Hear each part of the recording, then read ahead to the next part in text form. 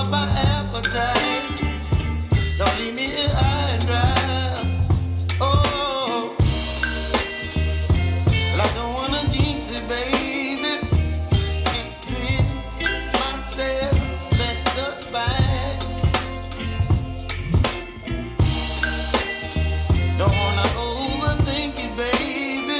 It's just twist your body and mine. Baby, you give me ice and fire. You're giving me wind and rain. You're some kind of butterfly. Baby, you give me midnight. You whip up my appetite. Don't leave me here high and dry. Oh, but I don't wanna jinx it, baby. Let's not get ahead of my time. Oh, but I don't wanna miss you, baby. So I stand up and speak my mind. Oh.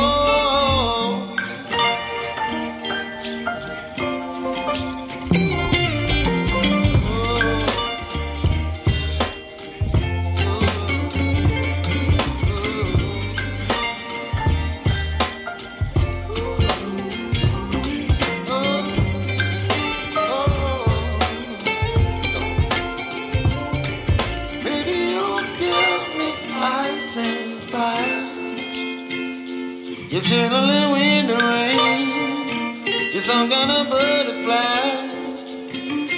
Baby, you give me midnight. You whip up my appetite. Don't leave me here high and dry.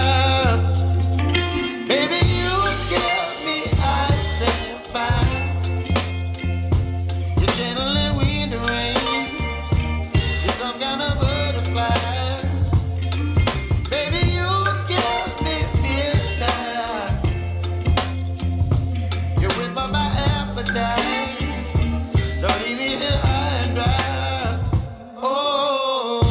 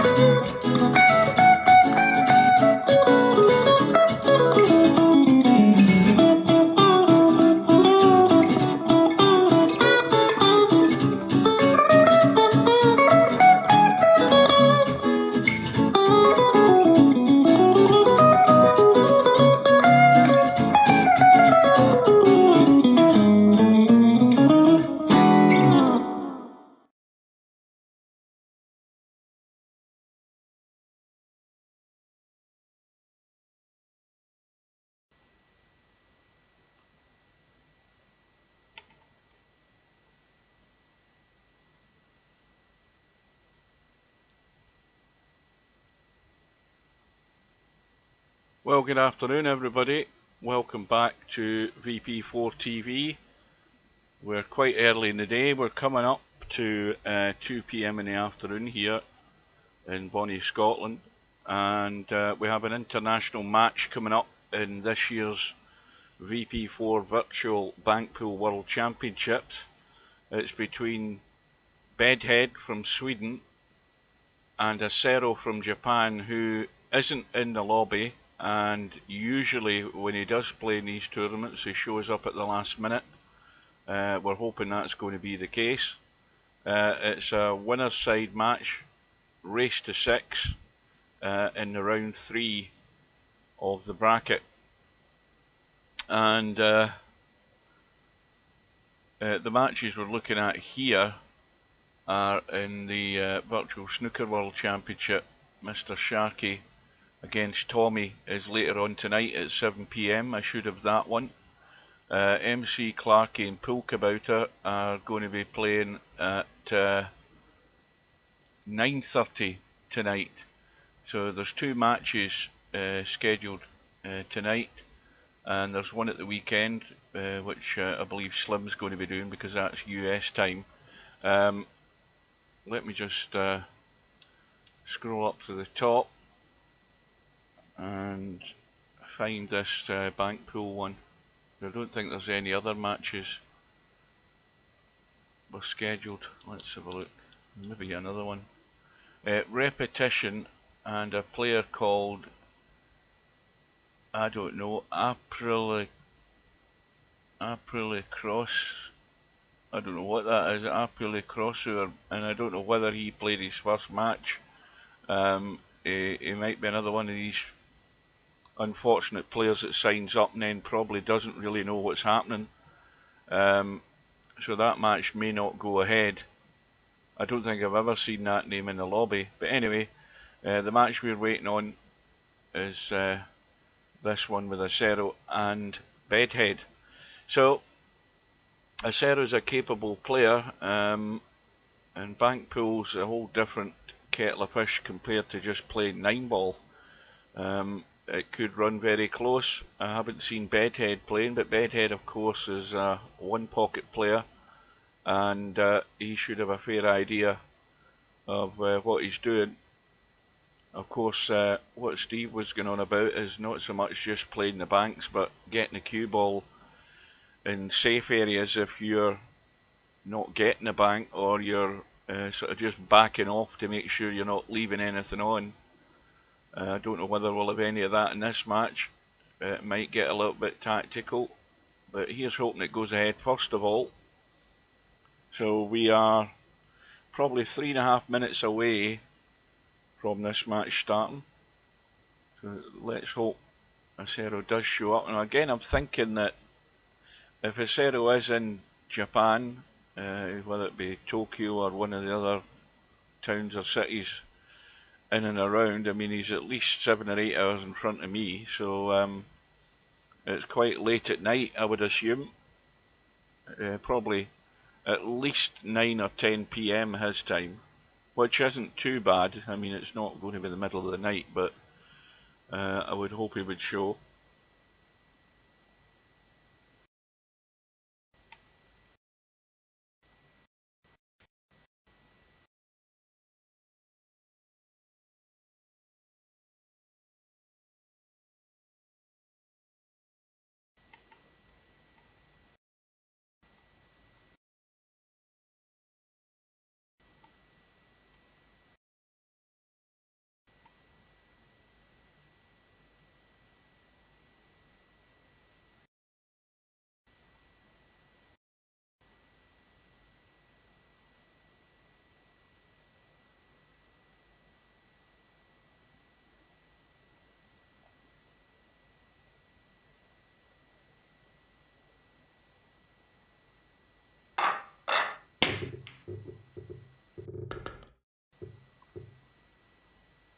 And that reminds me, I need to set the cloth to the right colour, but I need to unplug my mouse because I've actually got my mouse cursor showing on the screen at the moment. I'm just going to tab out of VP4, back in a second.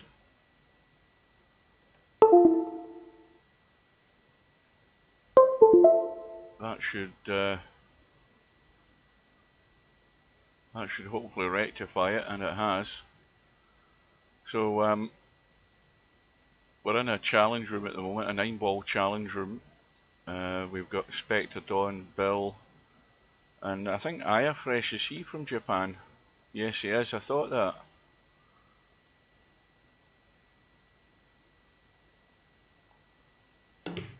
Well, you're the only one here, Stub. Good morning.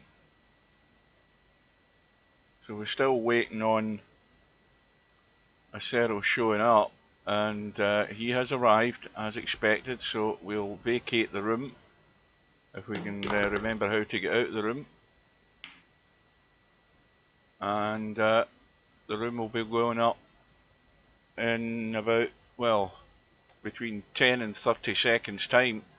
We should have the room going up, so we do have a match on. Now I would imagine that it's coming up to 9 AM Steve's time, so that's breakfast time for him. He didn't give me any information that he was intending to be here, but you never know. So I'll do a quick tab.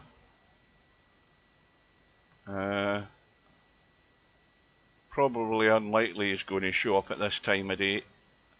But anyway, we have a match. We'll join the room. They may well be lagging off for the break right now. In fact, they have already done so, and Bedhead is going to break off.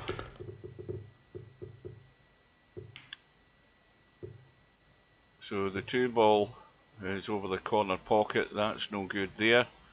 The 1 ball has gone down on the break. And there isn't actually an obvious bank on here to me. I mean, there's a reverse bank on the 8 ball, but that is about it.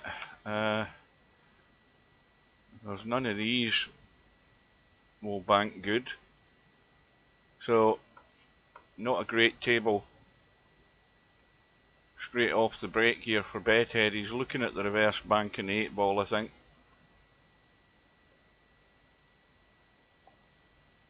But of course he could just pot the 2 ball and try and leave it awkward and leave nothing on for acero, which might not be a bad move.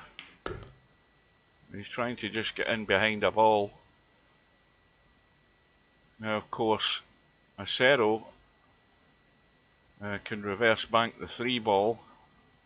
I think he's a bit too close to the 8 ball. Let's have a look. Yeah, it's a bit, I don't think it's the right shape either, that 8 ball. So he's looking at the 3 into the side, and that's well done. 2 ball and 1 ball of course are now tied up on the spot.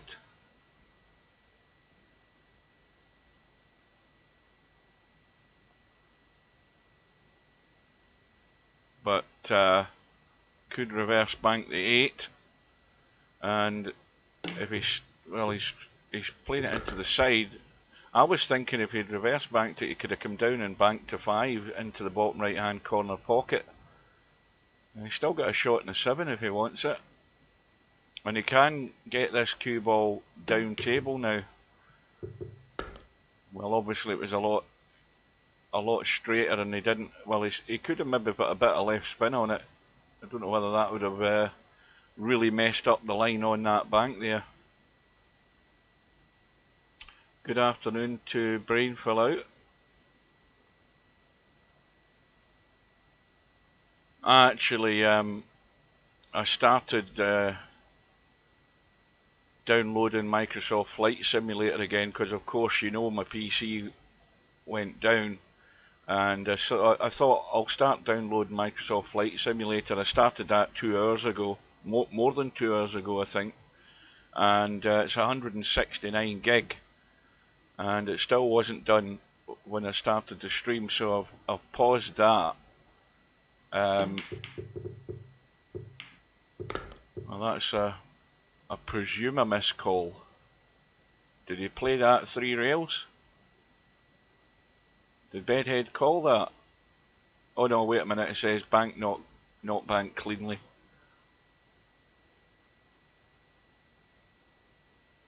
Yes, it is.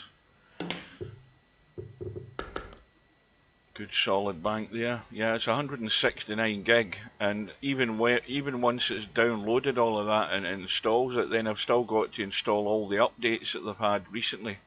So I could be here the rest of the day downloading updates for it, because there's just been another major update for Antarctica as well.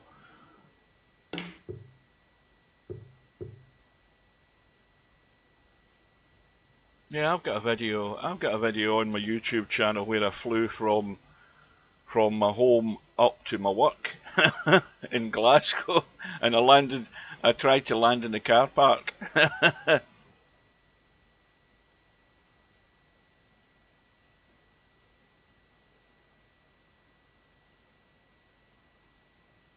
They also added helicopters into it. I think you get 1 free helicopter. There's loads and loads of stuff you can download for it. Obviously, it's at a cost, but there are good free websites for it to download planes and various other things. There's loads of airports that you can download. There's obviously about 30,000 airports in the game itself, which basically means you can fly anywhere you want. So we have acero with a 3-1 lead. Bedhead looking to get into the gap here with a 5-ball, I think, into that top right hand corner. Good morning to Bill, and that will be a missed call.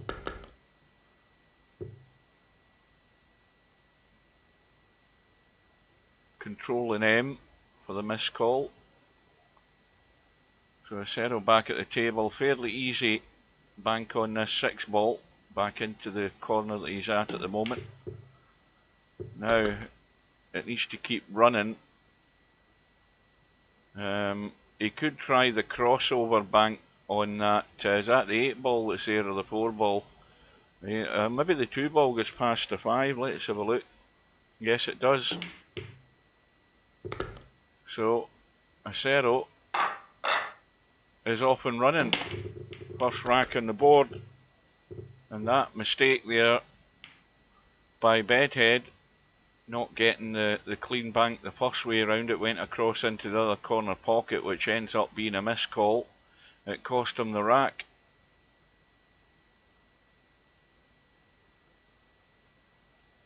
I was going to say something that's totally went out of my head. I had something on the tip of my tongue there. That's a good shot. And another good line on this 1-ball for acero. And the way these balls are sitting, they're not all that bad. I think the first one you'd have to get out of the way would be the 7-ball. But where he's playing this 1-ball, he won't be able to get to the 7 from there. I think he's the wrong side of it, obviously, with where the cue ball's going to end up going. But I think he would need to. I don't know whether that 7 would have. It certainly wouldn't bank past the 8-ball. I'm thinking about it banking across on the side. And this is not what Bedhead wants. He's got the cross banking the 6-ball again into the top left. Cue ball's going to be running loose. Big, that's where you're taking a risk in this game. Is it worth the risk taking that cross bank on the 6? He's looking at the 5, but I don't think that's going anywhere. Again, there's too much happening on the left-hand side of the table. You'd be better off trying to duck for cover here, I think. That's what I'd be looking for.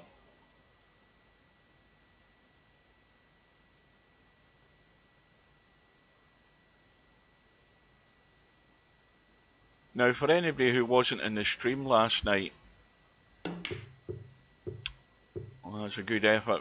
For anybody who wasn't watching the stream last night, there was an interesting bug that Tam brought to Steve's attention about Cowboy on the loch on the big snooker table. And of course I thought there was a Cowboy on the loch table tournament that did go on, and there is one. It was on today, and I don't think anybody played in it. In fact, no, tell a lie, I think Brainful Out played in it. And there is an interesting bug that Tam discovered when he was playing Cowboy in the loch. When it came down to the final scratch on the 1-ball, or off the 1-ball, he couldn't call the pockets. I think 2 of the end pockets he couldn't call, and I tested it last night on my PC, and everything worked fine. But it turns out Tam's got one of these. I think he's got one of these curved widescreen monitors with, one of these high resolution or high, it's like a 3000 something by whatever definition it's got on it, and it doesn't work for him. And Steve was thinking, well, it should work, and he's going to have a look at it. That's a weird one.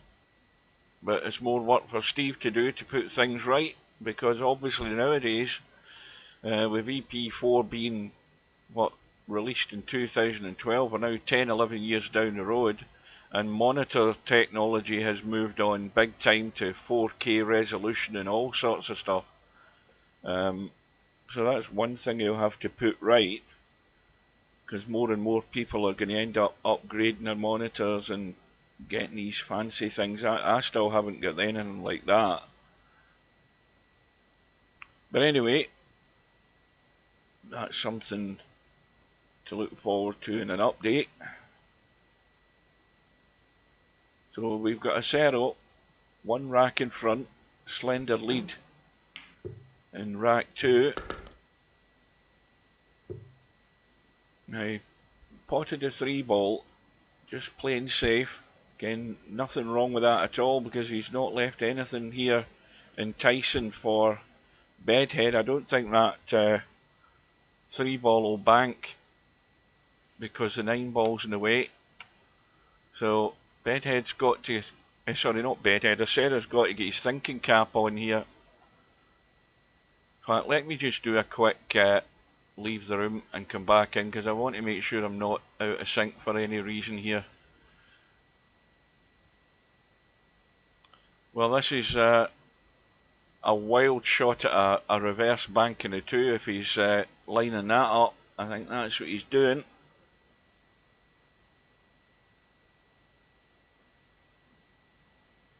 Let's check my my other end camera.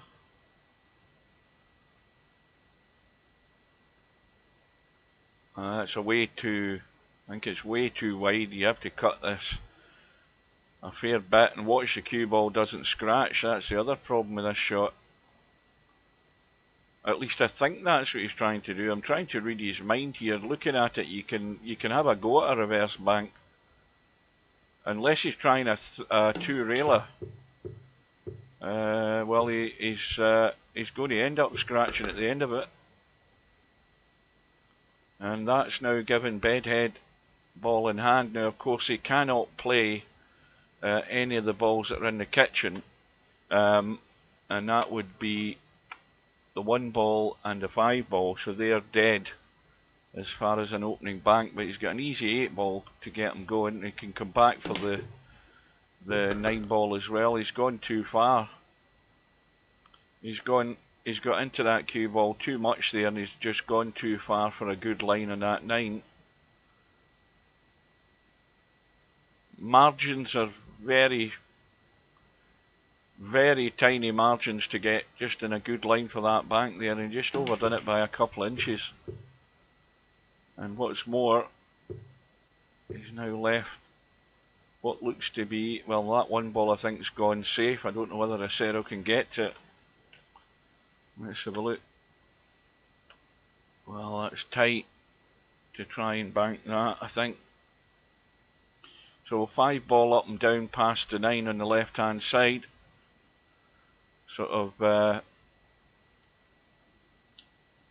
that line, I'll get it to go green, I think, and up that way. I haven't got my straight line. Well, that's not a clean bank, so that'll come back up. And now we're going to get a stack of balls up at the top of the table, and now it will become probably more tactical as these balls are gathered up top. But Bedhead picks one out. Now again, he's got the choice of a crossover bank on the 1 and also the 9. And neither of them are gimmies, and he's just got to watch where the 1-ball goes if it misses. Well, he's going the other way. I think it was more of a safety, that. I mean, I'll give him that. Crossover bank on the 9-ball though. That is a possibility.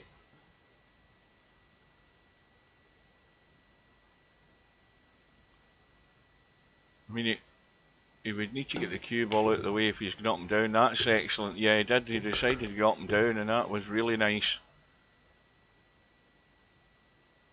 Well, now what do you do now here when you're trying to bank this one ball? Do you run the cue ball, try and get a bump, or do you just try and get up top?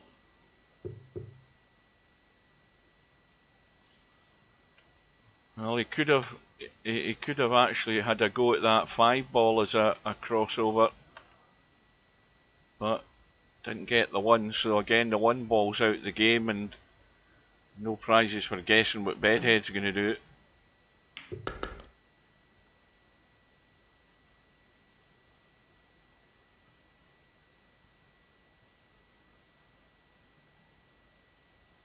Now this is touchy.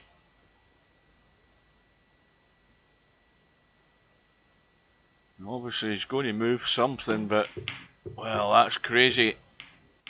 I don't know what acero was thinking there.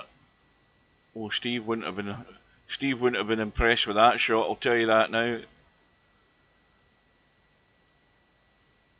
Oh, that's the other thing I wanted to say.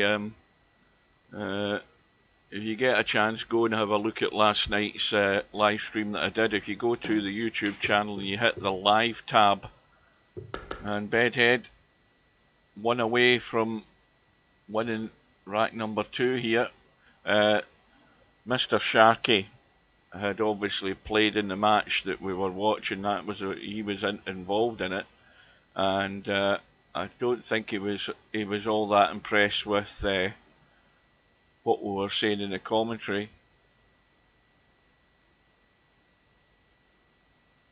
So he did make a post on the video.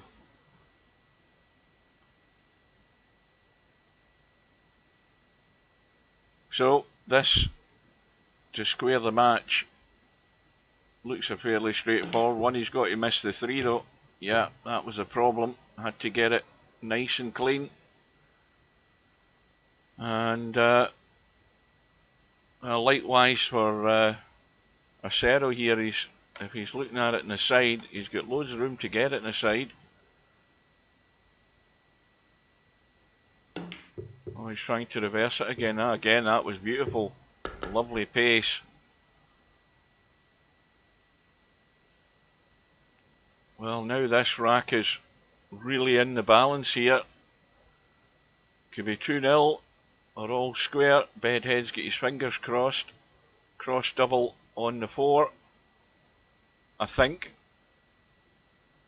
Bear in mind, I haven't a clue what's the best way to. I mean, you can't go up and down with the bank because the 3 ball's in the way. That's obvious. So it has to be a crossover into the left side pocket.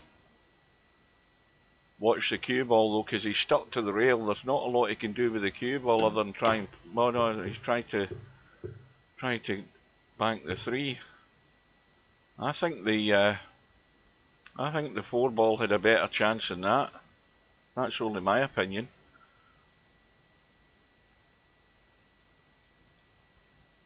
But Bedhead again has to get the cue ball out of the way if he's coming across to the left, and he has done, and we are 1 apiece.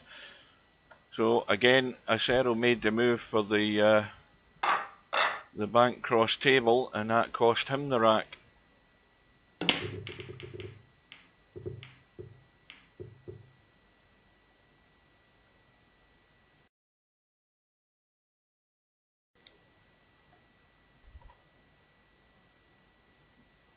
Well, the break's dry.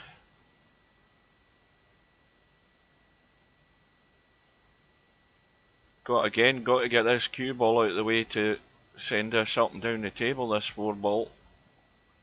Very tight.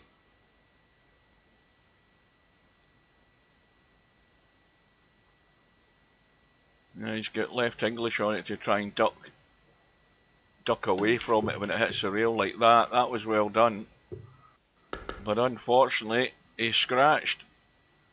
So Bedhead has got, well, he's got a freebie with ball in hand, but even looking at the table from here, there's nothing that is glaringly obvious. There's a 2 up and down, and that is about it. But if he holds the cue ball, he could have a crossover in the 6. Yeah, in fact, he might even be... Yeah, that's actually finished pretty damn good on the 6 ball. Good afternoon to Semi-Pro.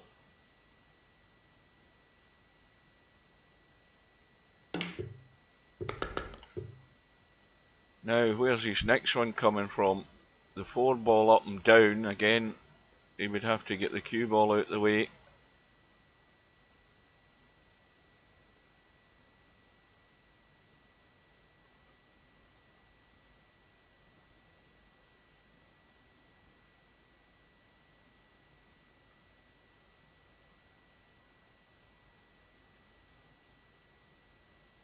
This is tight in that gap there.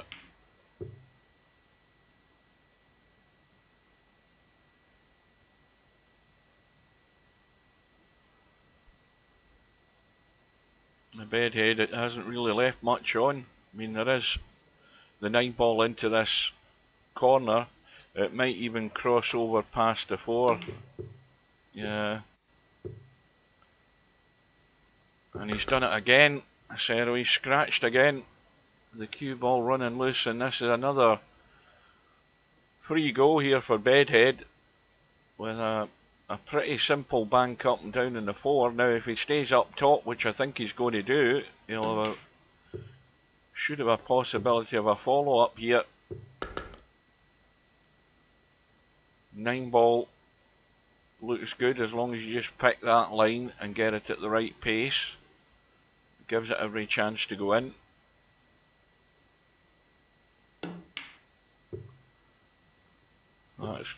Is it going to catch the jaw? Yeah. I would have hit that a wee bit firmer. Not much more, but just a wee bit more.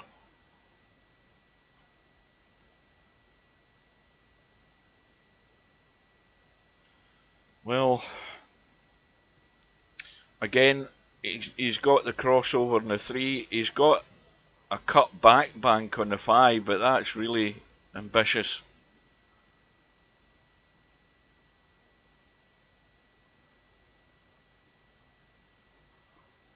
But I honestly think this match could go any way at all.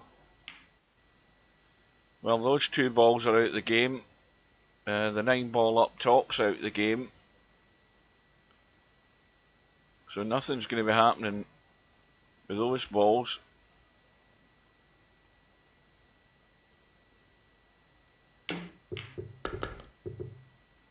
So that means we'll have the ball spotted. Well, the 2 balls spotted, that is.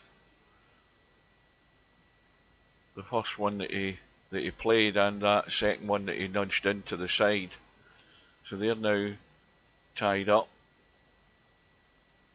And again, nothing jumps out at you as an obvious bank.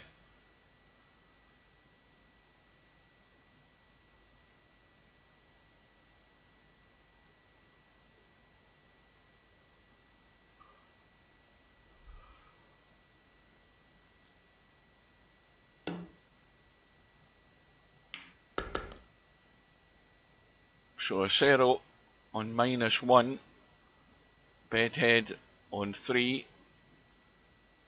We've now got, I think, 4 balls tied up. No, 3 balls.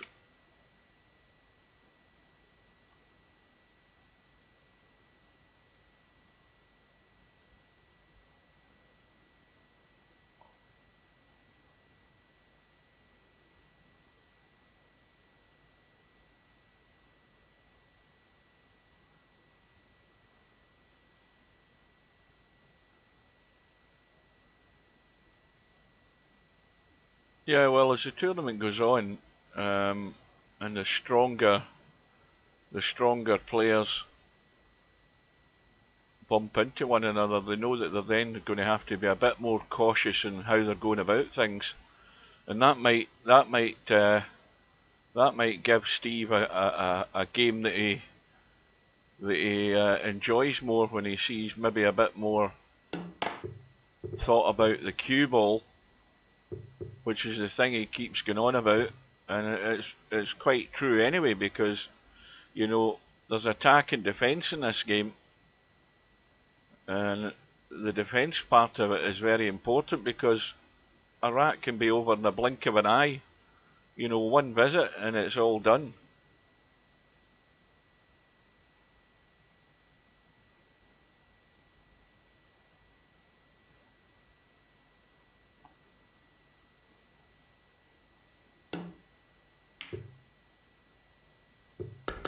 So Bedhead trying to defend this lead that he's got in this third rack, leaving nothing for acero. Now acero, if he's going to roll the 7 ball in, he needs to get the cue ball out of there, because he doesn't want to leave Bedhead looking at that 5 ball, although it looks pretty too high up towards the short rail there to be a bank, but it's certainly a bank up and down, so he's got to be thinking about where this cue ball's going.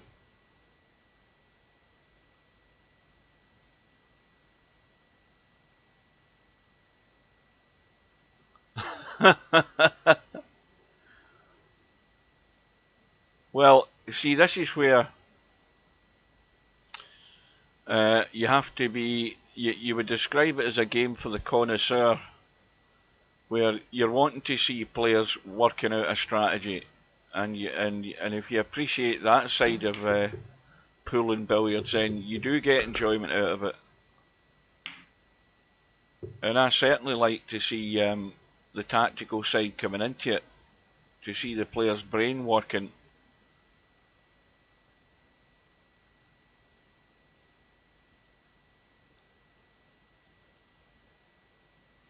And then, of course, it's all about when Stubbs going to find that out. Well, acero bumping balls into the open. Okay, he needs to score, but with Bedhead not quite on the brink, and he's got to keep things tight. Well, I'll tell you that, semi-pro, I told that Steve 12 years ago. There was, when we were doing testing, he had to change the lighting in the loch a load of times, and it's still annoying because the big wooden chandelier above the table puts a crown of highlights on every ball. I never go near the loch room, and the thing that bugs me is the set up tournaments. Any snooker tournaments, I think, are set on the loch, which is that's why I avoid it like the plague. I hate it. It's the worst lit room in VP4. I just think that all the rooms should be like this in terms of lighting. That's the way it should be.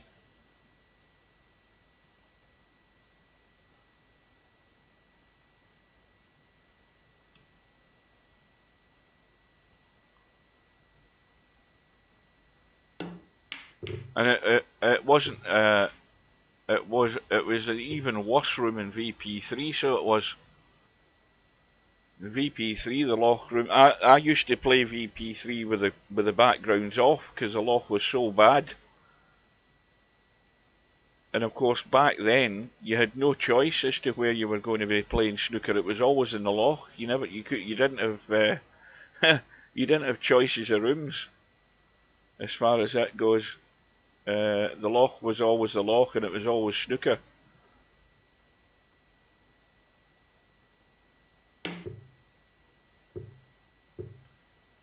Well, that 9 ball might come to Bedhead's rescue there as far as the bank and the 5 ball goes. Or has it? I don't think it has. It's well away from it. And acero has got a chance here to get himself right back into this rack.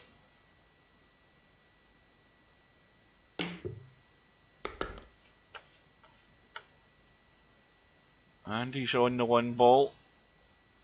Should be well away from that 8 ball over the side pocket. He's got a fair bit of room to get up and down here.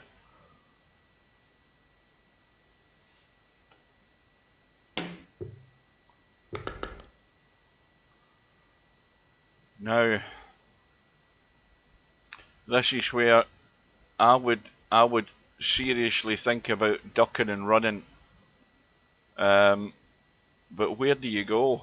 I mean, you're leaving a reverse bank on the 3 ball. If you come down this end of the table, you're leaving a bank on the 9 ball if you're up that end of the table. Well, a bank not into the side pocket, but into the corner past that 7 ball. So this is why Acero's doing a fair bit of thinking here, because he's now thinking about the cue ball.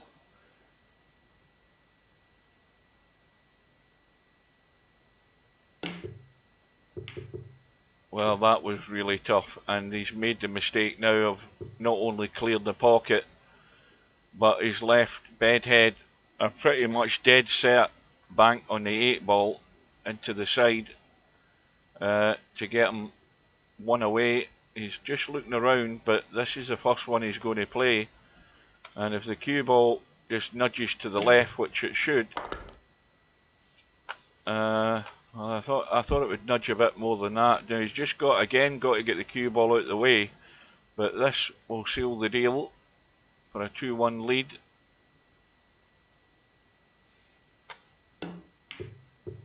And that was well played. Excellent pace. So again, Acero went all out for a very difficult bank, having to try and avoid that 8 ball that was tight over the side pocket, and he blew it and gave away the rack there. And that's what Steve talks about, you know, about making these wild shot choices when you know, there was options there for Acero to find a spot that was going to leave nothing much on, or at least nothing easy for Bedhead, and in the end he sold out.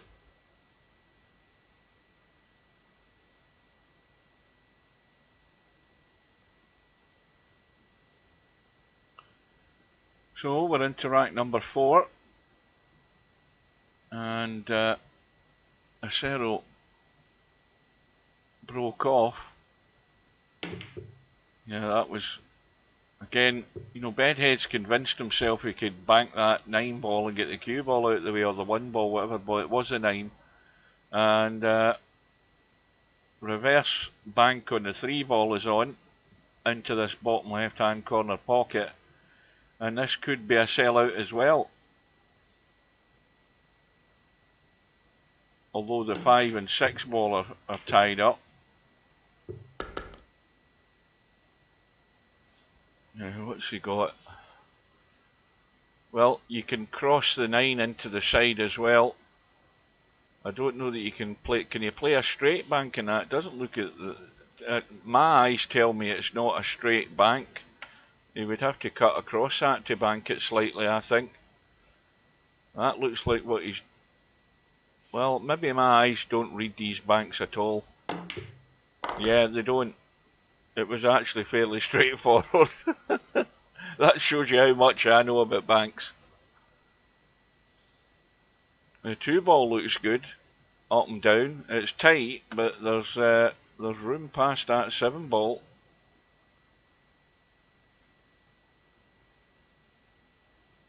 And don't forget, this has all come about from Bedhead's attempted bank on whatever it was it the 9 ball, and bumped. Well, Acero's gone and done it now, and that is a dead set 4 ball into the side.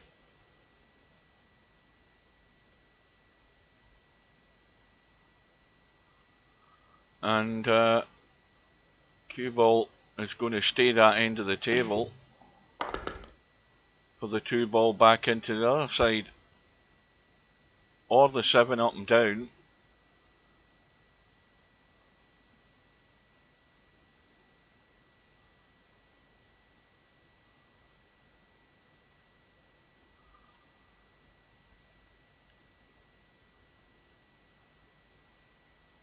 I think you would enjoy Honolulu a lot better, semi-pro. Honolulu is a good game, because that's everything. That's banks, combos, billiards, you name it. Anything but a straight in shot. and that brings your imagination and creativity into the game. It's a good game.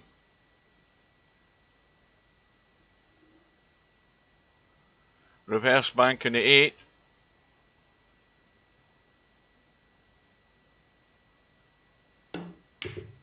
That's going to the rail too soon.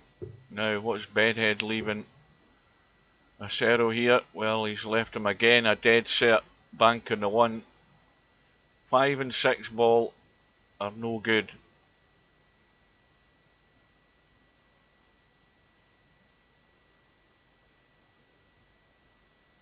What? They move while you're actually playing? What? Like the pockets rotate around the table in a clockwise direction?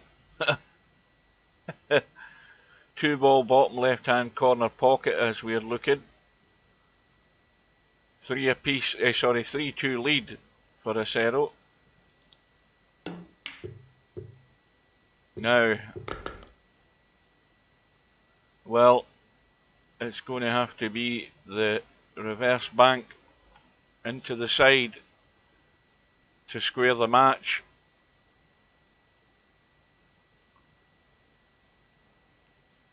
And of course he can have a good go at this because he's the only thing he can leave is this 8 ball. And that's well done. So we're 2 apiece now. And it shows you what can happen when you make the wrong decision at the wrong time. Bedhead ended up selling out. This match is anybody's. Absolutely anybody's.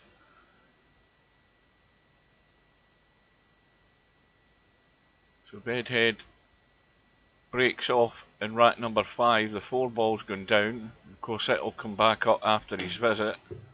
But that's not the line.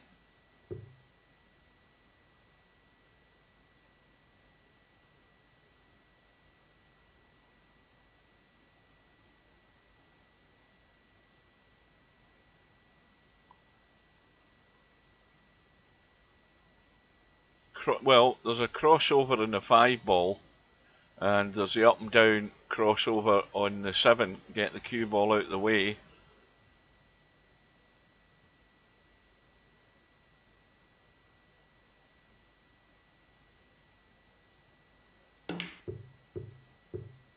Oh, that's very nice. That was well played. But nothing, again, looking obvious. There is, of course, is he ducking for cover here? Well, again, to me that's a bit wild because there's no way that was a bank. That's asking far too much. And the only saving grace there is the fact the 8 ball's over the right hand side pocket. Don't know whether he could, whether Bedhead could get to that 6 ball. No, he couldn't.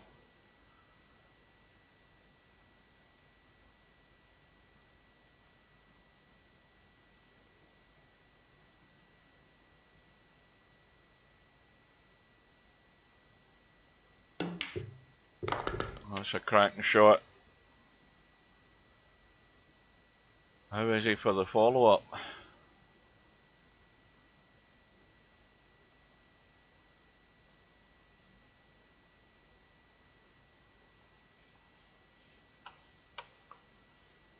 Up and down for the 3 ball.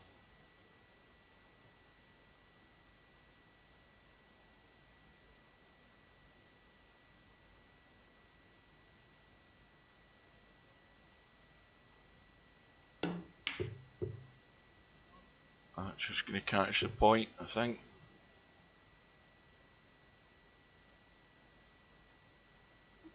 So 2 racks apiece, 1 point apiece, or 1 ball apiece if you want to be pedantic, in rack number 5. Yeah, again the problem's getting the cue ball out of the way. So 4 ball and 2 ball are dead. They are not available. 8 ball isn't available over the side pocket. The 7 ball up and down certainly is.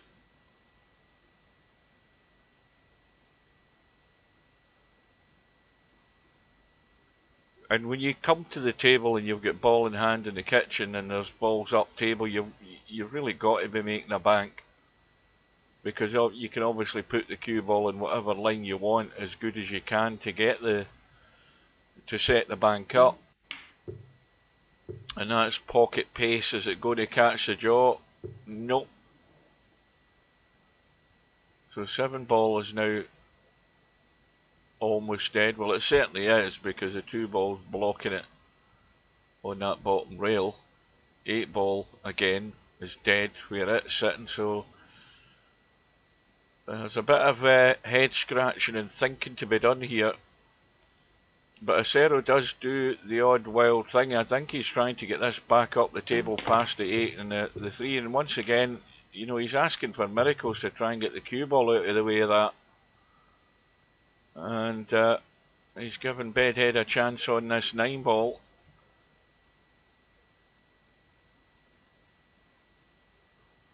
Nine ball left side pocket. Going to catch the point. Acero has a 4 ball up and down that way. Why is my line not working? Where the hell is it? That's better. Up and down that way. Into the corner.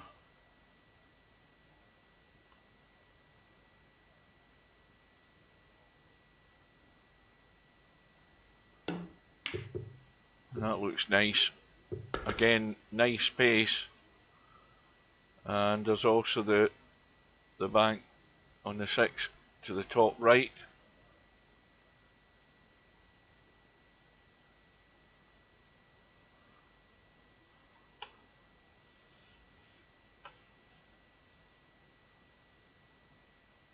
Now you see, if I had my camera buttons in VP4, I wouldn't have to do that with the donut. I would just hit the corresponding button and we would go to that pocket.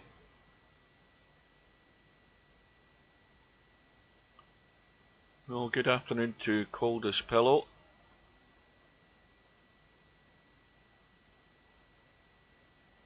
Well, the 3 ball can be made top left.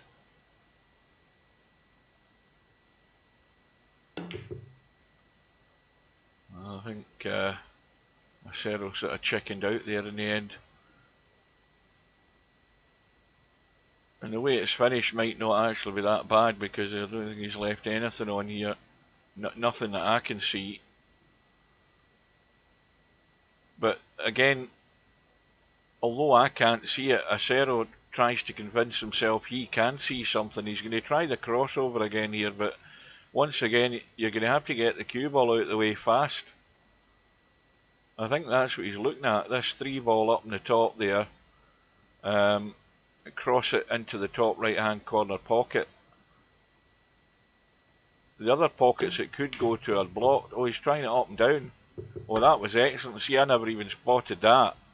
That was well played, because it was a tight space to get that ball past the 6. And now would be a good time to just wind it in.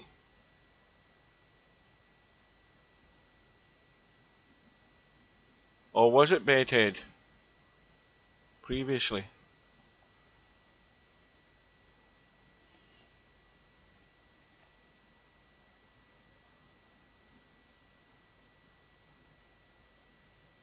Yeah, Coldest Pillow. What you need to do is go onto my YouTube channel, and in the search window, in the little search window on my channel, if you type in Save Zoom, you will see the video that I made to tell you how to do it and how to reset your zoom setting every time you want to reset it. The little video will tell you how to do it.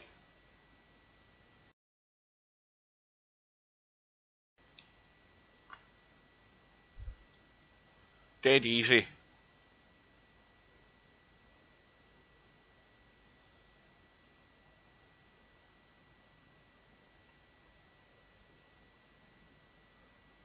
So, Acero has a slight lead. Bedhead potting a 7. Trying to leave Acero nothing simple.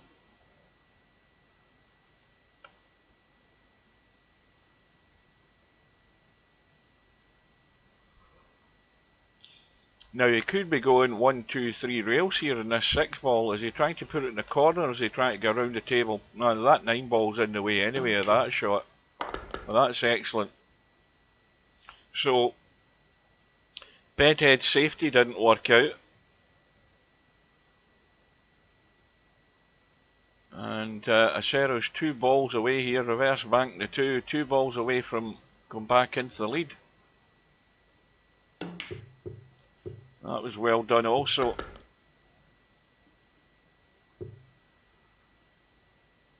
Well, he's got I think he's got a choice on the 7 where he can cross bank it or go up and down, but I think he's going to have to cross across the 7 ball to do that. Yeah, that's what he's going for, into this bottom corner. And not got it that time. But now the 7 ball is going to be dead.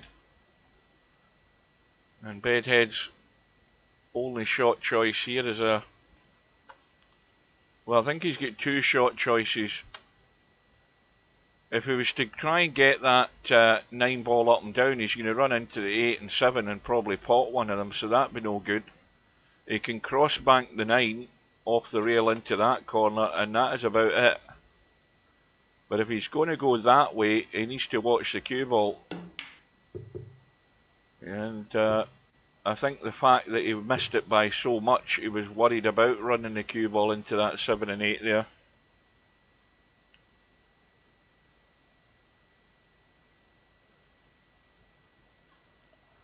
It's not on the schedule yet.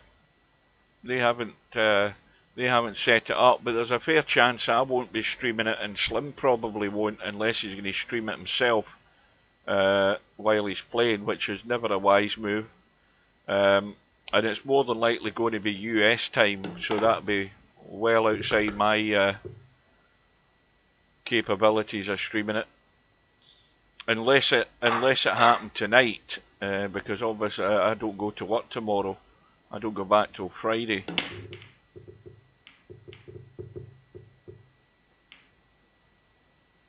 Well, it'll be interesting to watch that. Probably, unless Slim does stream it, won't be able to see any of it. So, Acero finds himself in the lead, 3 racks to 2.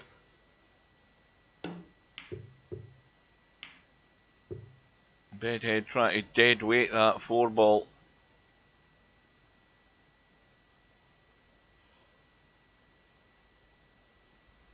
And he's left a nice little teaser here for Acero up and down on the 9, past the 8.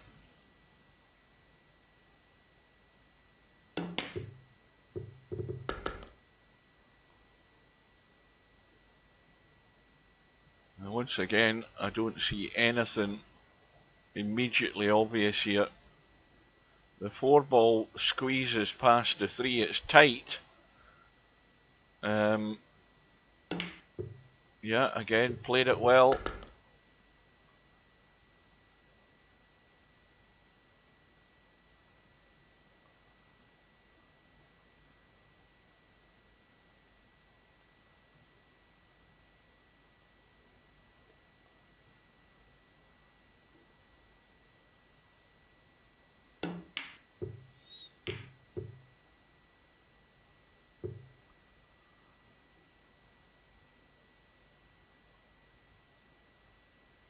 So 2-0 to Acero. Bedhead having a look at this 5 ball, plenty of room past the 3.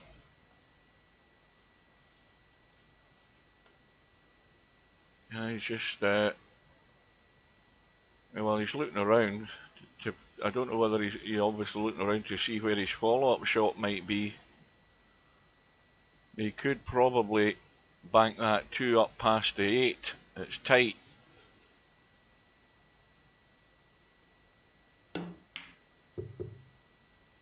He's decided.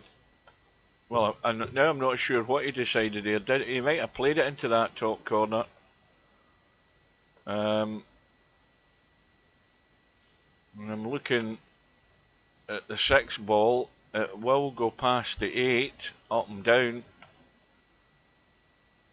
And of course this pocket's no use because it's blocked by the 1.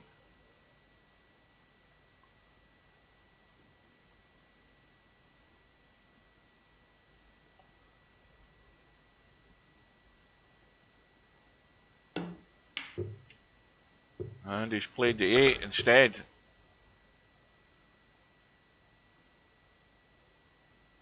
So Acero is in command at the moment, and with a strong possibility of getting a 2-rack lead here.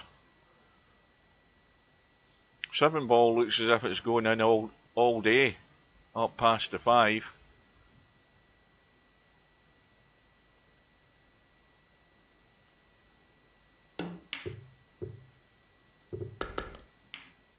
Oh, nice little nudge in the 3.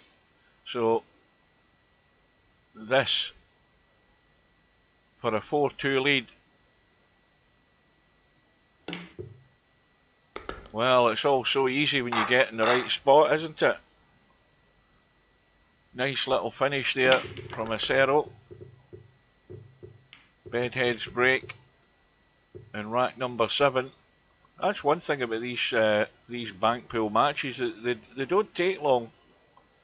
You know, race to 6, we're now looking at it and we're thinking it's pretty short, to be honest with you. But then again, I don't think Semi-Pro's attention span could last much longer than 6 racks, because he doesn't like it. Well, they do if you can't bank, I'll agree with that, yeah.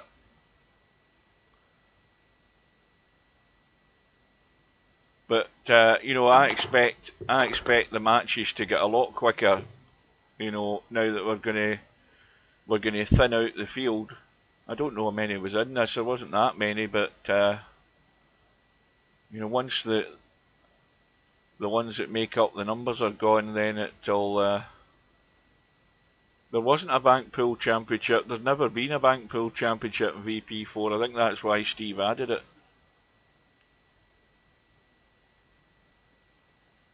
Steve wants to bring us a bit of culture. He's still determined to do a 1-pocket championship, but there's only ever going to be 2 in that, or maybe 4 maximum.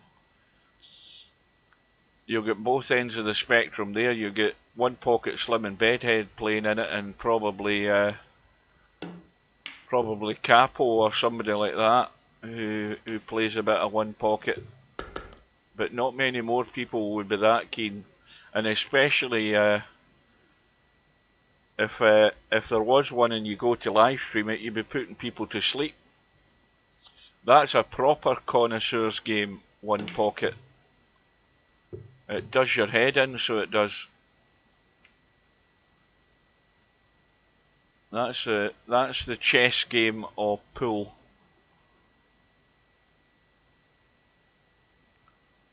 Well, I would be thinking that maybe that Steve will be looking for something different again. But what we should do is have a look at last year's, because I'm always a stickler for doing things, you know, on the anniversary, and getting things more regular. Well, that was why I suggested if we're going to do one, and the one that was due was a snooker one, and we wanted to start doing that during while the World Championships were on in real life, which it did. But we might be due. I'm guessing that we might be due 10 ball or 8 ball, 8 ball world. We can't be far off an anniversary for the black ball tournament that we did last year. And now that these championships are all dated in terms of years, it's a lot easier to find them on the calendar, the past history of them.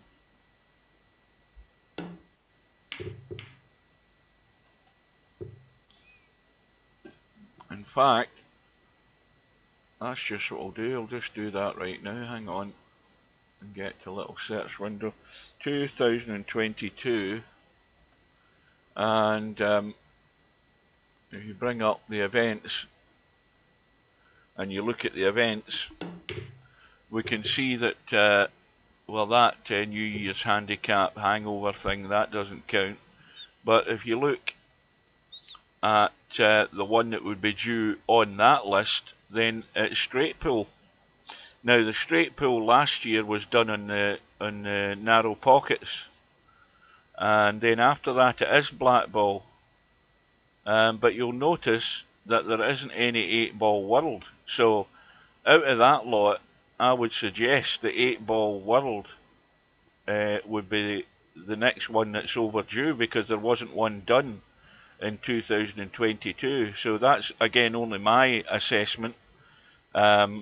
But if you look at straight pull, it was done in January 2022, so we're already over the year for the straight pull world championship. So there's the subject to bring up and point out that 8-ball hasn't been done last year, and straight pull is past its anniversary, so it'd be a toss of a coin between those two.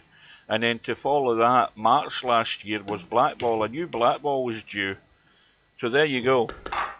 Now that we've missed the end of that rack there, but Bedhead has got it back to within one rack. Well, the thing is, you're not going to do that unless it's normal pockets semi-pro. I think if we do straight pull again, it should be back to the normal pockets that we had the first time, rather than tight.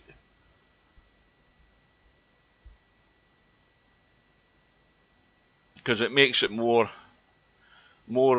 user friendly, and it obviously puts the onus on good tactics as well.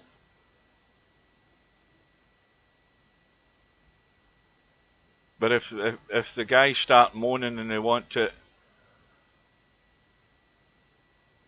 no, it was tight last year. Sorry, it was yes, it was tight. It was the last one that we did was tight. It wasn't normal pockets. The very first one that we did, the one where you get the high run, that was normal pockets. So those were easier. On the very first one, I'm telling you, it was normal pockets. It wasn't tight. I'm pretty certain it wasn't.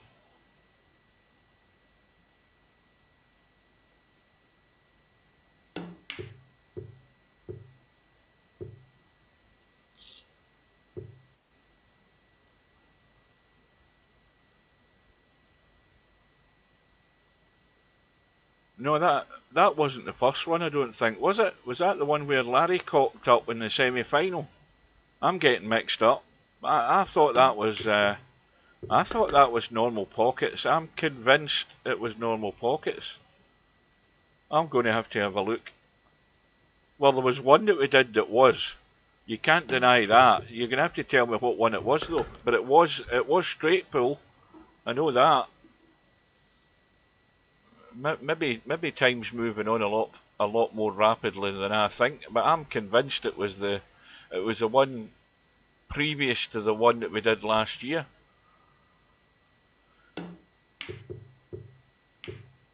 Well, that's not a bank. Now, when you say the last straight pull was the bigger pockets, you're not talking about the one in 2022. Right? So you're not talking about the one last year. You're talking about the last one before that, aren't you? Because that's the one I'm talking about. And then we're both singing from the same hymn sheet.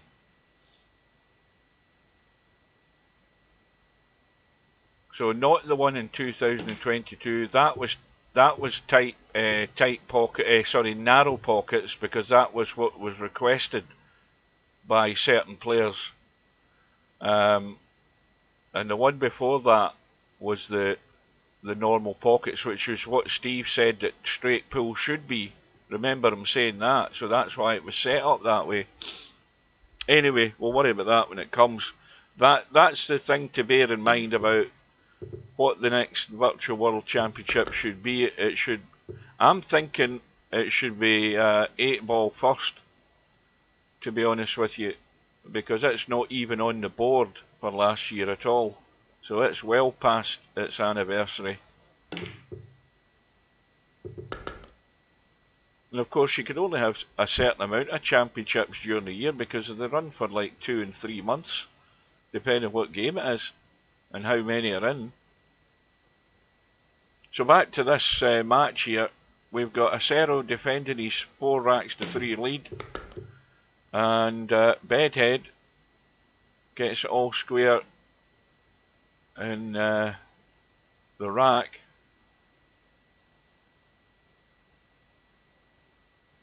I will do that at the end of the match. I don't want to keep tabbing out to that.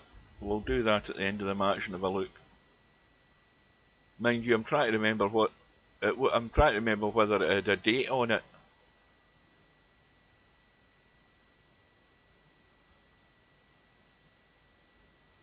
Yeah, the champions only tells you who won it and what tournament it was. It doesn't tell you what date it was, does it? I never even looked to see that. Let's have a look. Oh shit, hang on. Ah, right, wait a minute. Ah, that's a bug. You see that? I wonder if Steve knows about that. They're a bug right there. Look at that. That is the same thing that happens on the league page, and I don't think he's ever fixed that either. I'm gonna pull him up about that when I see him again. Right, what we got? We got. Well, that's annoying. That 2000 and how far back are we going? Now you got to remember, I can't read the chat on this white screen. There's a 2022 Straight Pull World Championship. Sorry, that's... Aye, let's go to that. Right, so that was the one, that was last year's Narrow Pockets.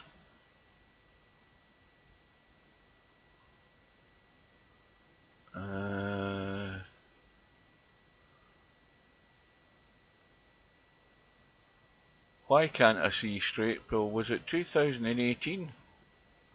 Was it that far back? Let's have a look at that one. Well, that was narrow as well. What the hell happened to the one that was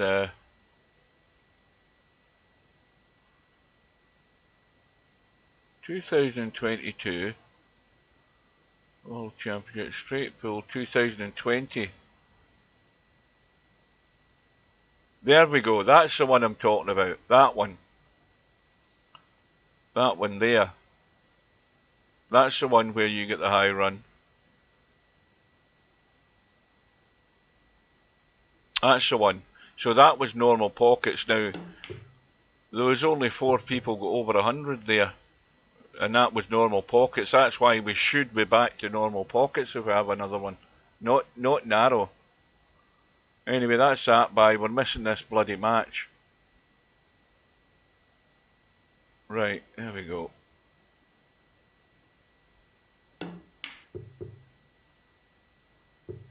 That's a nice little shot by Acero. I don't think he's got anything else on. So this rack it could be pivotal in this match. It's 3 apiece, 3-2 and 4-3 in racks to acero. Well, there's no way that's banking. My eyes tell me that ain't banking. I don't know whether you can get the cue ball out of the way. The 5 ball stopping the cue ball, I think. There'll be some shot if he gets that. Yeah, that was never going to happen.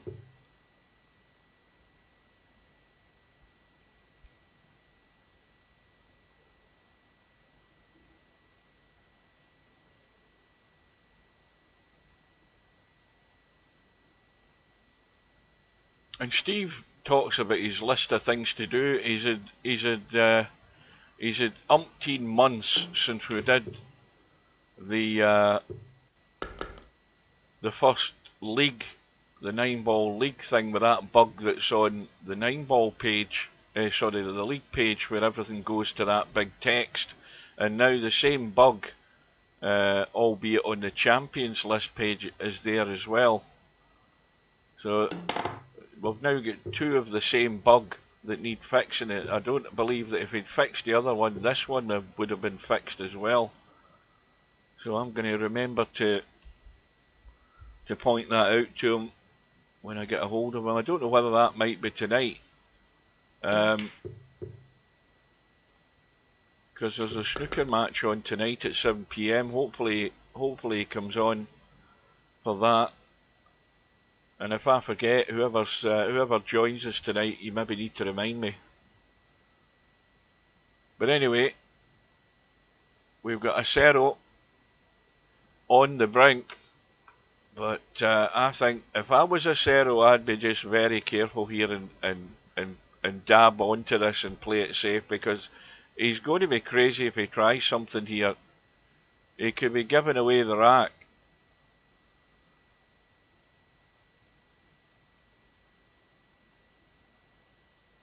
This is crazy if he's trying something. I mean, okay, he could be an absolute hero, but I'll tell you something, I wouldn't be doing anything like this. He's called the 5 ball into the side. And again, that's just nuts. Steve would be fuming at that. He'd be fuming at that. That's absolutely crazy. I mean, this is why Steve talks about the right time to play safe, and to me, the right time was then. He's just given Bedhead an opportunity here to square this match. Bedhead, of course, couldn't refuse it. He had to have a go.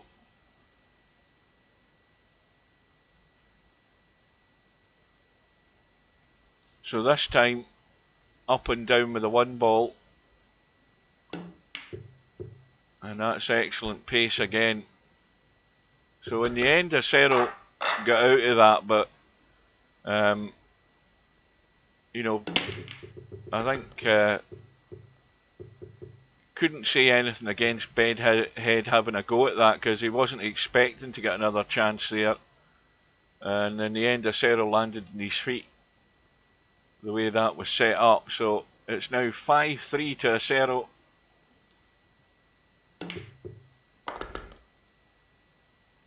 What was that question? How many has who won, Coldest Pillow?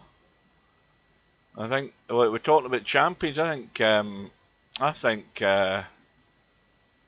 Cobra's in 6 or 7 or something.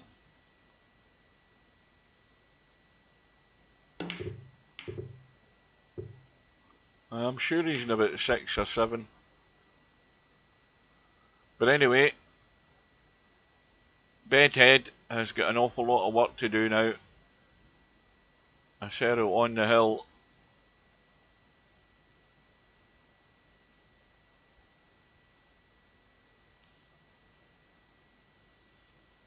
Now that bug that I showed you on the internal browser there, when that text goes big, I can guarantee that bug isn't there on the external browser. It wasn't there on the leak page on the external browser.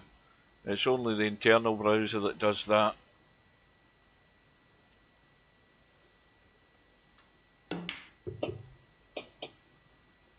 Just didn't quite get the line there.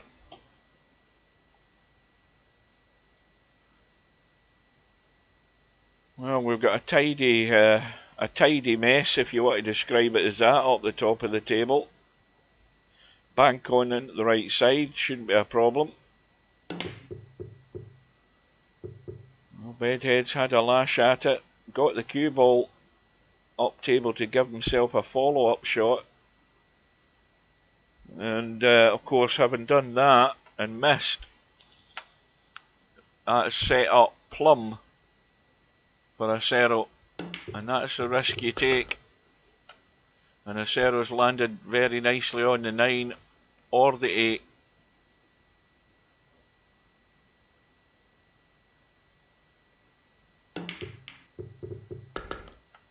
And again, he's nicely on the 9, and he's, well, I think he'll take the, excuse me, I've got the hiccups now, I think he'll take the 9, because the 2 will bank, but the 9 looks better. Oh, and it's not finished. Great for Bedhead. He's under pressure here. He's got the bank in the 3. Oh, that little nudge in the 7 has done him a favour. He's landed pretty good. But of course, any mistake that Bedhead makes here, it could be all over.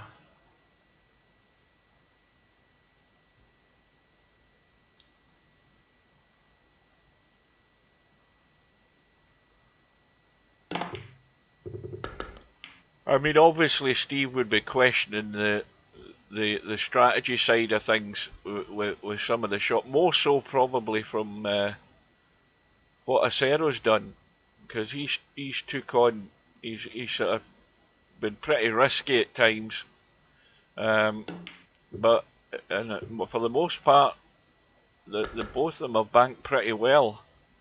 It's the other side of the game that Steve goes on about that they're probably not quite so on the ball about. So Bedhead 1 bank away from surviving, and that 5 ball I don't think is any good where it's sitting.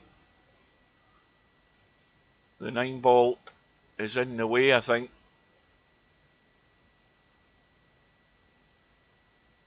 Now he could try playing it into the corner. That's a big cut. Oh, now he's going to leave the reverse bank. And acero trailing by 2 in this rack. And if he can get that cue ball just over to the left, it's spinning too far. But he's got a cross bank on the 9. Now that 6 ball is off the rail, so he's got it into the corner to tie this rack up. 4 apiece. And now the cross bank or up and down bank, cross over the cue ball. I think he's going up and down, is he? Yes, he is. So this, in the blink of an eye for the match.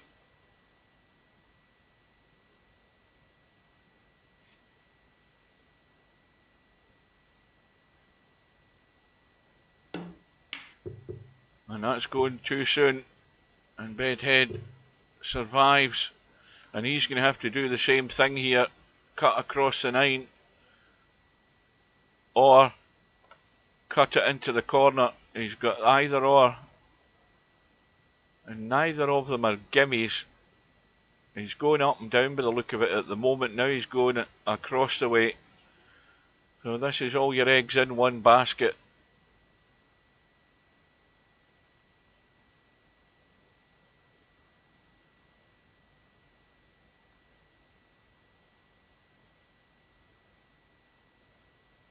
Yeah, we're just, what, an hour and 15 minutes into this match, and that's us pretty much over unless Bedhead can somehow dig this out.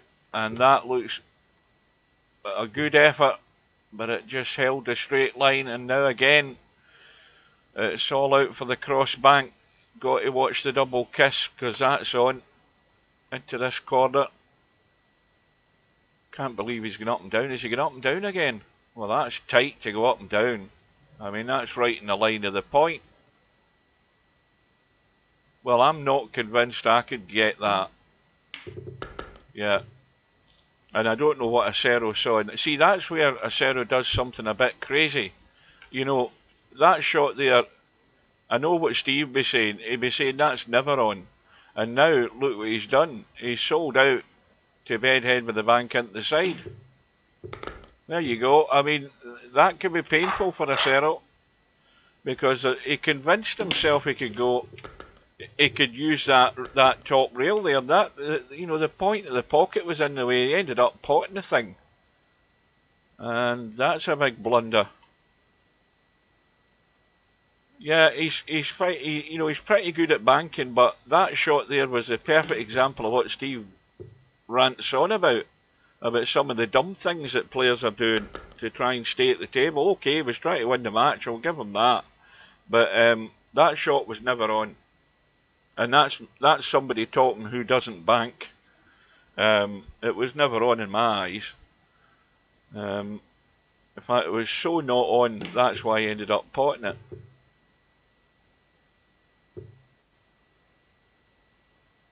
And Bedhead, well, Bedhead might be thinking to himself, you know, I should have been home and hosed as far as this match goes. It should have been all over. And yet he's still in it, and Acero gifted it to him in a plate.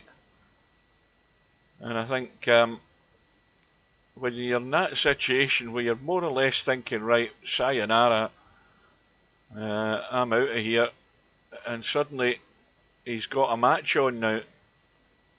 He's got a match there for the winning. Well, that had to miss the 8 ball, it was tight. And we've now got 3 balls lined up, and again, there is nothing jumping out that is glaringly obvious for a bank. Let's have a look at that too. That's again not the right angle. At least again it doesn't look the right angle to me, but again Acero will nail it like that. Yeah, that just shows you I can't bank.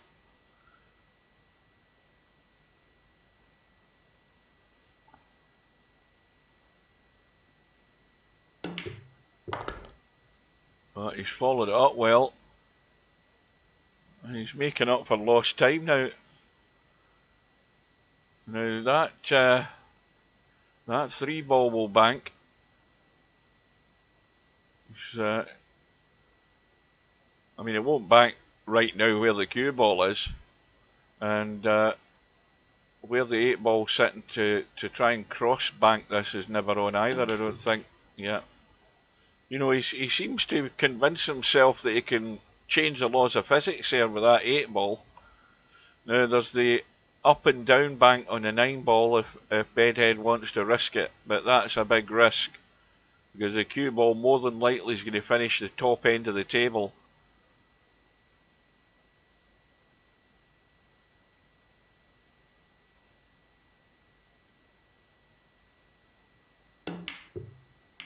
That's well done. He's nudged the 8 out as well in the process. I don't know that it helps him that much. Well, it will cut across into this corner, but again the cue ball's bound to be hitting something here, I would think. He's got to play this fairly firm and get the cue ball out of the way. But, you know, he who dares wins at the end of the day.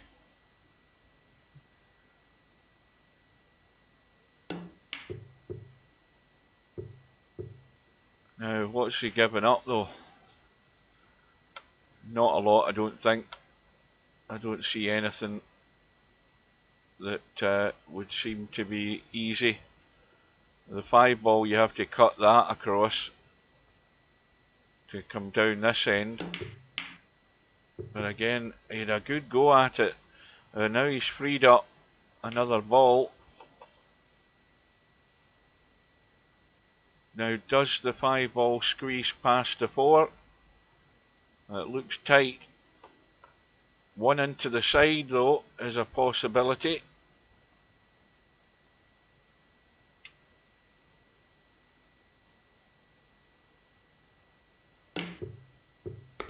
That was well picked out.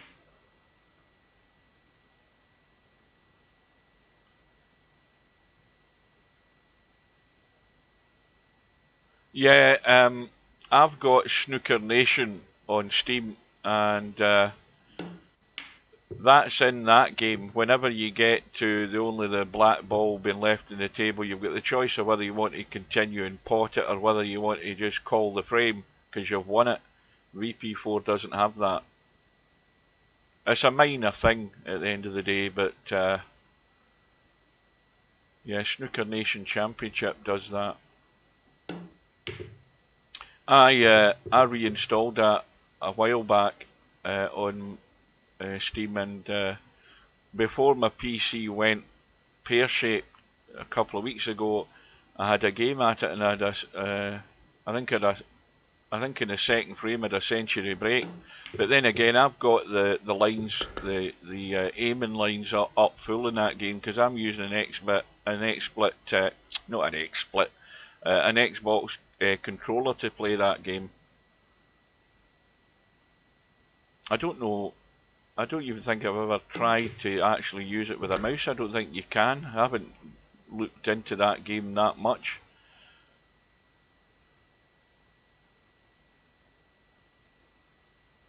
So, where are we? Well, we've got Bedhead 1 away from taking this match to a final rack decider, and he's going for either the 6 or the 5 cross bank into the corner, and this is all he needs. Oh, that's beautiful. Is it going to get there? Oh, it did everything but drop. Well, the cross bank is on in the 6 here, but Acero isn't going to get anything else because both the other balls are over the pockets. So this match is on a knife edge right now.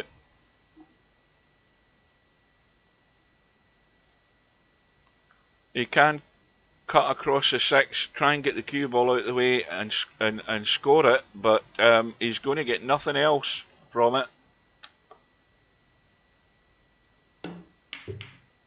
And of course that was the problem, avoiding a double kiss. Now Bedhead, well, again, you know, he can't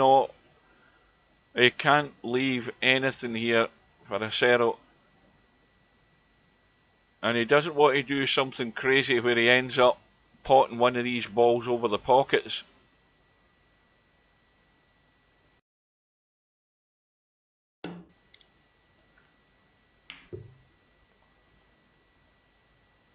Well, this has now become a really tactical rack here.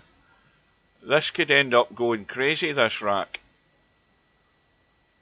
And I think the one that's more than likely to go crazy first is Acero. I think he's going to push the boat out and try something crazy. And there it is. You know, he's scratched again. He's went for something that has now brought the other ball on the table. And again, I don't know whether Acero's really switched on about that. The fact that the last ball's coming back up, and now he's given Bedhead a free go to take this match all the way. And there you are. You know, Acero has sold out twice in this match, and suddenly he finds himself in a final rack decider when the match more than likely should have been over. And then you get the feeling that it could be Bedhead's day when things like that start happening in his favour. But it was self-inflicted, no doubt about it, from Acero. That's where you're going to pick fault with Acero. You know, he's pushing the boat out too much at the wrong time, and in each time it's cost him.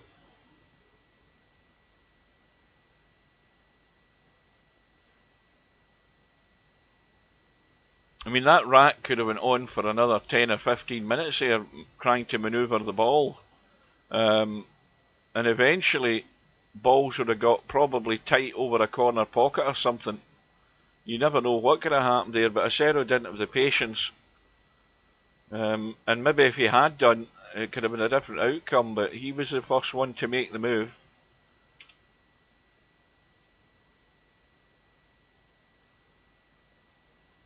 And if I'm right in thinking, even if he'd potted that ball, he still needed another one. And he had no chance of getting another one with the two of them over the pockets.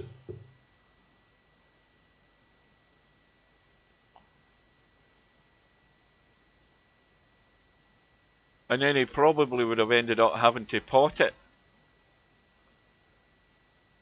Anyway, that's by the by. We're 5 racks apiece. We've got Bedhead getting first blood in the deciding rack. I'm looking to see what else he's got. He's got the 7 ball back into the side here, if he fancies that. But he certainly won't have much else to follow it, looking at the table. We've got 3 balls covering pockets. And not really an awful lot else on.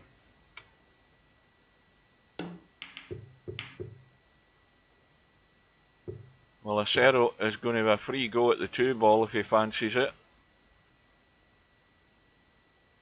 2 ball into the corner.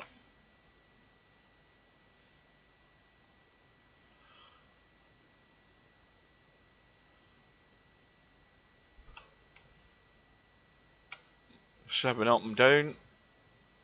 There's room to get there. He might be looking to try and get the 2 ball and get the cue ball back across the table here. Watch the cue ball, see what happens, because he's looked at the 7 and he was probably trying to get the cue ball back across to play the up and down on that 7 ball.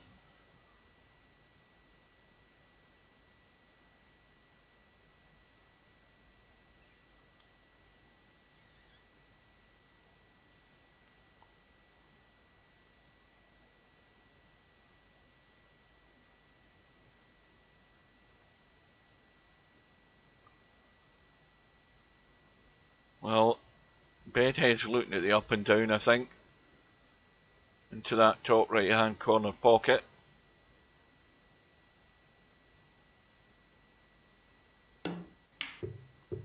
Oh, I like the pace in that. You see, that's a beautiful pace. It was always going in. You know, even if it was going to the rail, it was always going to cheat the pocket at that pace. Perfectly played. What the follow-up is, I don't know. Is he trying to squeeze this in past the 5? Oh, this is tight. It looks as if that's what he's trying. Yeah, that was, again, just asking too much. Now, so Bedhead with a 2 balls to 0 lead in this final rack. And have a look at that 4 ball. Well, that 4 ball will go past the 2. Should be calling into that pocket. Well, he's calling the double bank. He might have to. Is he going to stick with that? It looks as if he is. He's calling into this pocket.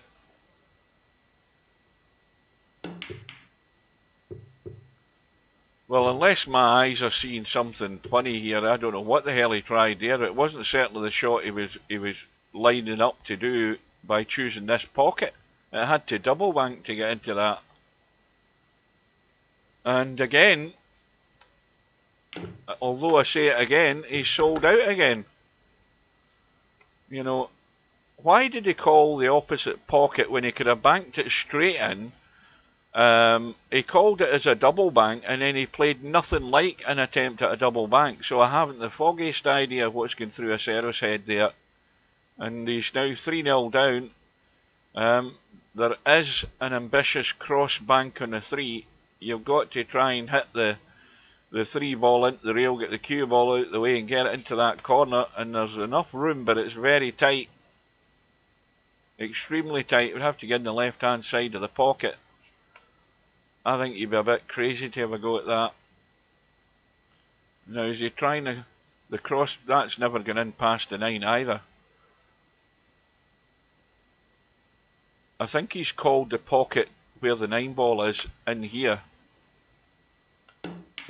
No, he's called a 2. Well, I never saw that. 2 balls going in, it's going to spot. Now the question is what's Bedhead going to leave? Well, not a lot, to be honest with you. And this now, the table is so ugly right now. Anything can happen, but Bedhead is in a strong position. And I think if Bedhead bides his time, sooner or later Acero's going to do something crazy. He's done it the last 3 important visits, and it's cost him either 2 racks or cost him a ball, which it has in this rack.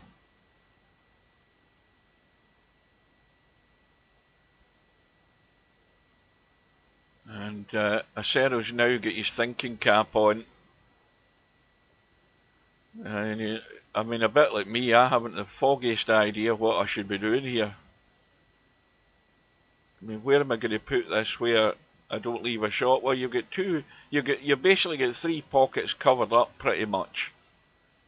And the only ball that you can really play, you could cross bank the 3, but again that's a wild shot.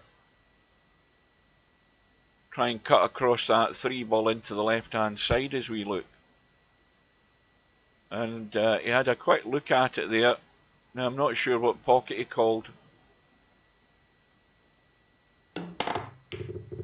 And he's had a lash.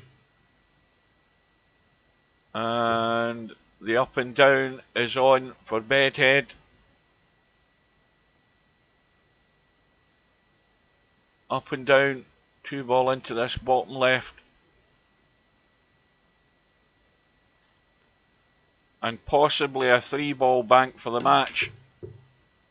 Oh, now it suddenly changes. Although the 3 ball's going to be over the pocket, Acero is going to have the bank in the 2, and every pocket is covered by the side pockets. Pretty much.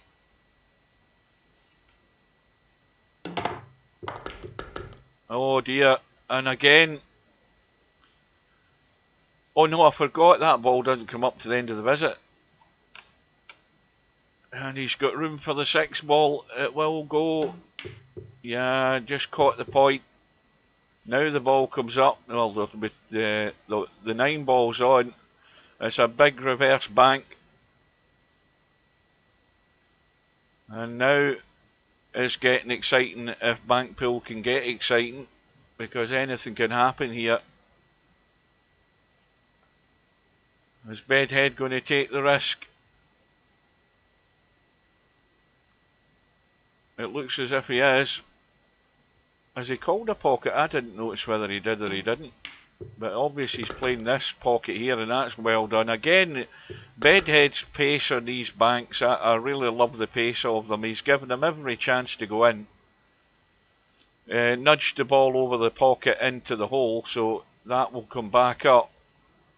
Now, what does he do?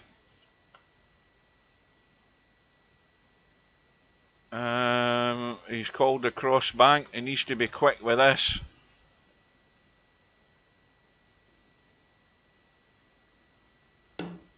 This for the match. Now, what's he selling out to? And as Steve would say, he's just sold out the 6 ball. And if Acero can get himself up table, which he should be able to, he may well have something at least on this 1 ball. So that's back to 4-2. Now, well, this is horrible. What's he thinking? I'm trying to beat him to it.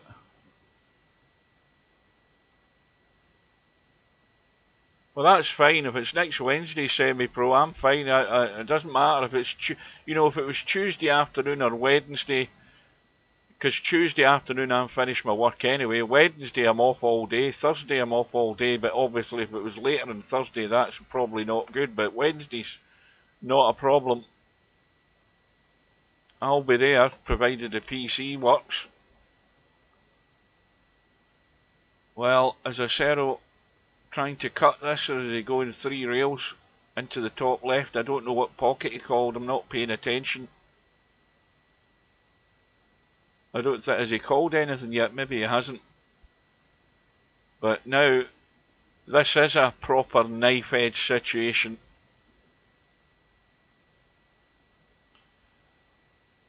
But again, Acero,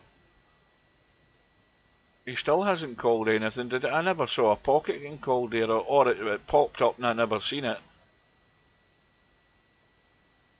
Well, we'll soon find out if it goes into a pocket.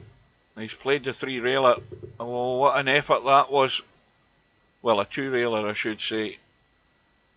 And again, there is a cross bank on the 1. And every time that Bedhead comes to the table, it's match ball for him.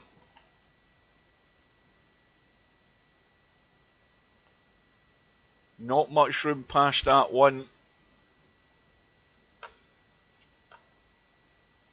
Where's he going? And again, you can tell he's in a dilemma. I mean, I'm in a dilemma looking at these. What one do you even think you can pick out a shot on?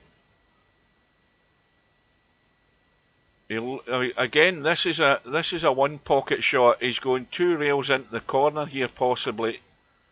But again, it could give Acero 2 balls to square this rack up to a final ball decider.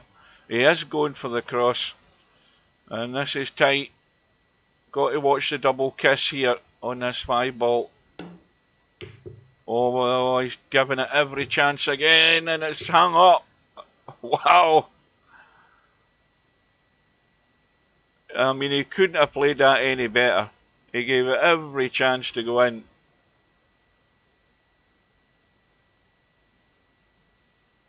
Well, Acero, I don't think he'll hang about. I think we know what he's going to do. I'd be surprised if he doesn't do the same thing that Bedhead's just tried. He's looking around and looking around and looking around, but I fear that that's what's going to happen. He's going for the cross into this corner.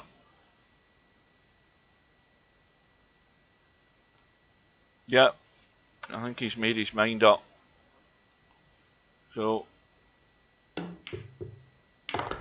oh, and now he's scratched again. He's lashed out. That's the 4th time he's lashed out. Now, of course, now with the 1 ball in the kitchen, the 5 ball over the hole in the kitchen, they're both out the game.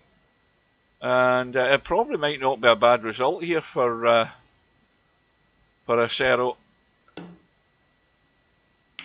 And Bedhead doing the right thing. This again is a test of the nerve, but the cross up and down and the 1 ball is available. It's really awkward.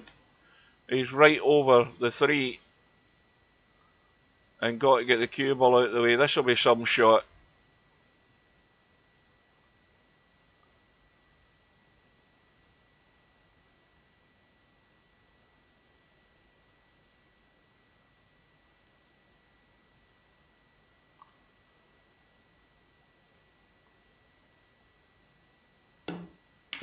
Yeah, again the double kiss was on the cards. Well, now Bedhead has not an awful lot of choices. The cross bank on the 3 ball is, I don't think it's on. That 2 ball looks too much that it might interfere. The 2 ball cross bank, yeah, that corner pocket there, or did he call it around the table? What pocket did he call this in? Is he called it into this? Oh, double kiss as well. Oh, now this could be disaster. What's he left? He's 4-1 up. He's left Acero at least 1 good bank. You've got the bank on the 2 ball and the bank on the 3 ball possibly to follow here. It could be all over. He's also brought, or about to bring, the 5 ball back up on the table. So Acero needs to be thinking. And he has done. And of course that 5 ball now gives Bedhead the match winning opportunity. Well, he's going the other way. Is he trying to cross this into the side here?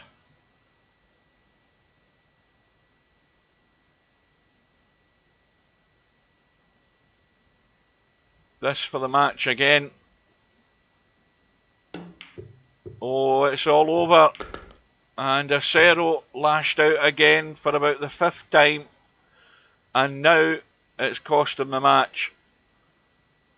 Every time Acero made that wrong choice, it cost him. It let Bedhead back into the match. And I said at the time, as long as he didn't have to keep doing stuff like that, but he did. And every time it cost him until ultimately it cost him the match. So it's a 6-5 win for Bedhead, and fair play to Bedhead for just hanging in there. And he was given a chance and he took it.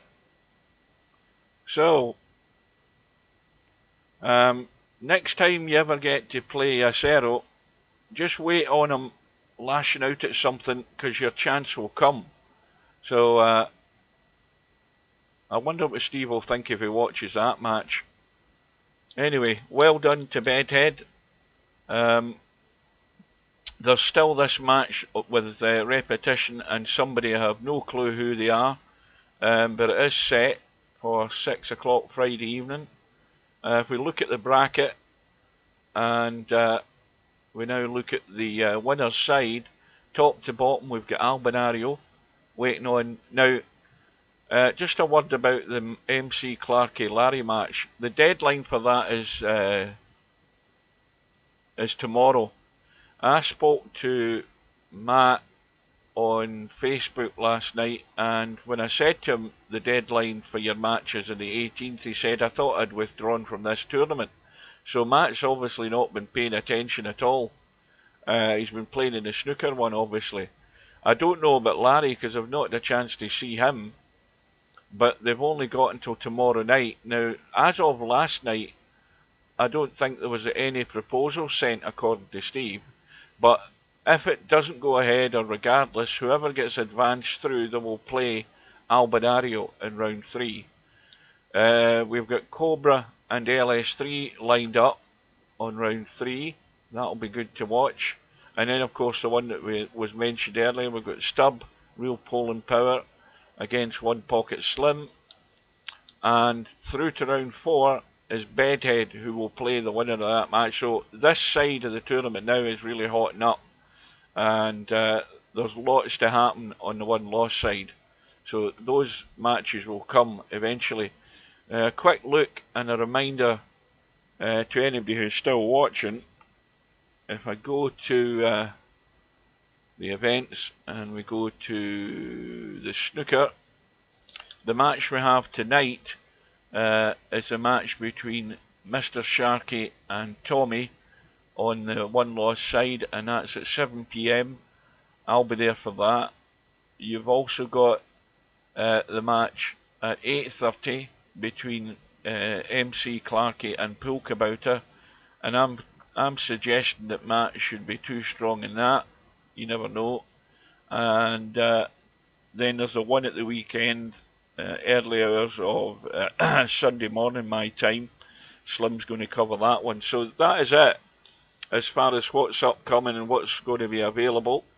Next match will be later on this evening, 7 PM. I hope you can join us. So until then, thanks for all that dropped in, and we will see you again soon. Take care and good afternoon.